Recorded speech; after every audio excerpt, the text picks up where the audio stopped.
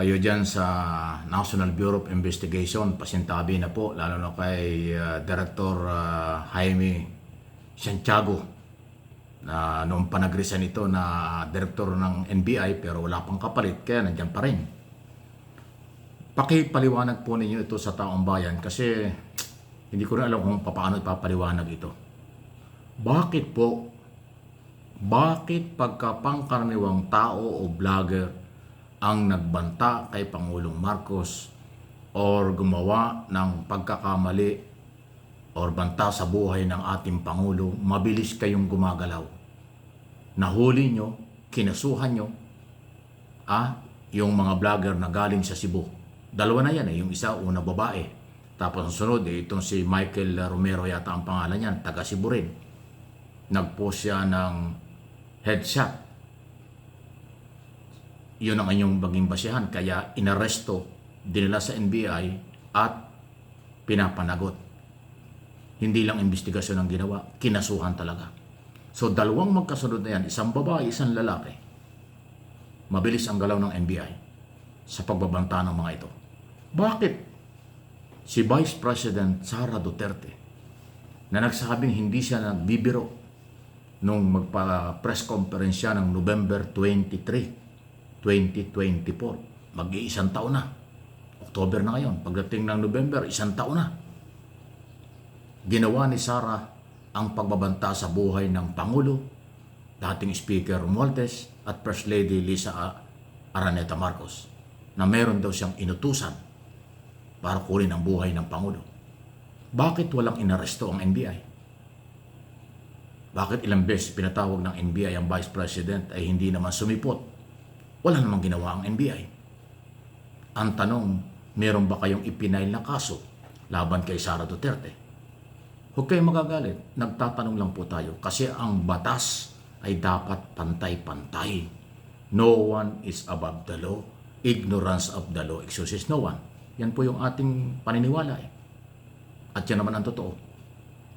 Kung kayang hulihin, kayang kasuhan, kayang pagsabihan ang sibilyan na nagbabanta sa Pangulo, dapat lang naman, bakit sa pangalawang Pangulo hindi namin nakitang ginawa nyo yan? Ano nang nangyari, NBI? Mag-iisang taon na sa November 23 nang gawin ito ni Sara Duterte. Sabi niya, hindi ito biro. Nag-imbestiga kayo, pinatawag nyo yung mga vlogger at media kasali doon sa press conference, o pagkatapos nun, ano na? Kung kayo mayroong ipinail na kaso, sabihin nyo sa publiko na nagpail na kayo ng kaso against Vice President. Kung ano man ang estado ng inyong investigasyon, ihayag nyo sa taong bayan para hindi pag-isipan ng mamamayang Pilipino at ng channel na ito na selected, namimili lang ang ating batas. Namimili lang kayo ng papanagutin sa batas. Ay bakit ganon? No one is above the law nga eh. Judge, Director Santiago, sir, pasintabi na. Baka naman pwede niyong gawin na kahit sino, pag nagbanta sa buhay ng Pangulo, hulihin at kasuhan. Kasi hindi yan dapat pamarisan. Hindi po yan dapat pinababayaan lang. Hindi yan pangkarniwan.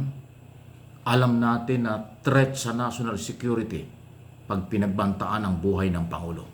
Sinabi na ng National Security Advisor at ng maraming opisyal ng gobyerno after gawin niya ni Sara Duterte noong November ng 2024 na yan ay active threat, buhay na banta sa buhay ng Pangulo. Anong nangyari na?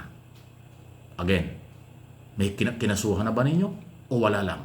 Dahil malaking tao, dahil Vice President. Huwag naman ganon.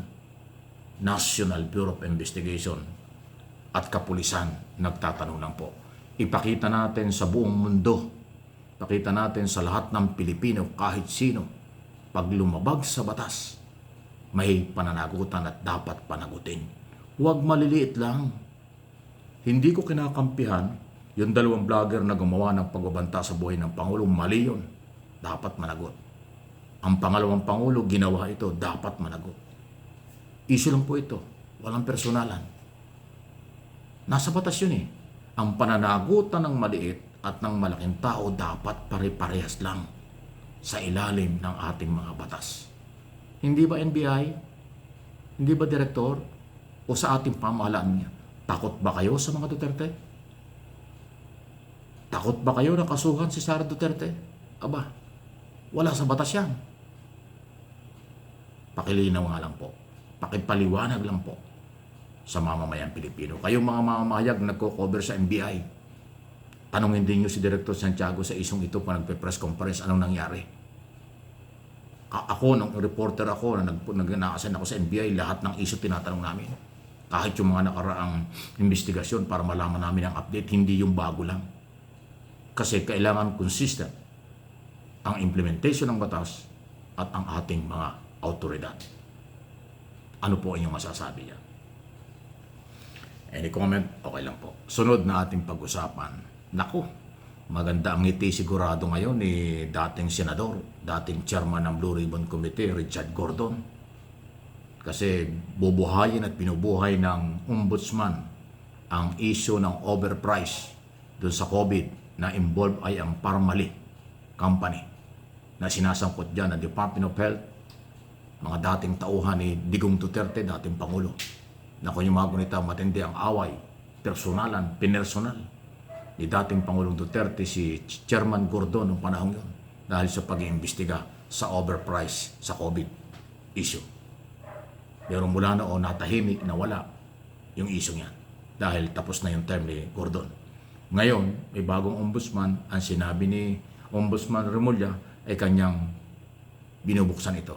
Actually, kanyang pinare-recall, pinababalik sa ombudsman ang kasong na i-file na sa Sandigang Bayan para reviewin kung tama ang ebidensya at tama ba ang mga kinasuhan.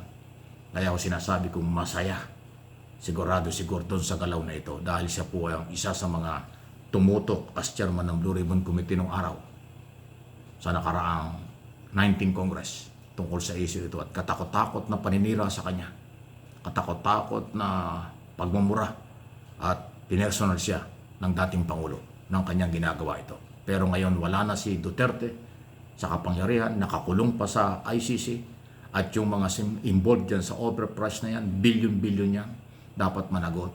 Kaya baka dito na magkakaroon ng linaw. Kaya naging masaya si Senator Gordon at suportado ni Senator Gordon, dating senador, itong galaw ng ombudsman. Tama-tama daw yung galaw ng ombudsman na itinalaga ni Pangulong Marcos si Boyeng Remulla para harapin ang lahat ng kontrobersyal na malalaking kaso na ang sangkot ay taga-gobyerno dahil subok sa tapang, talino at lakas ng loob itong si Ombudsman Remulla. Naku, dami hong balita talaga. Buhay na buhay ang mga balita. Huwag kayong mawawala. Trabaho lang ito, walang personalan.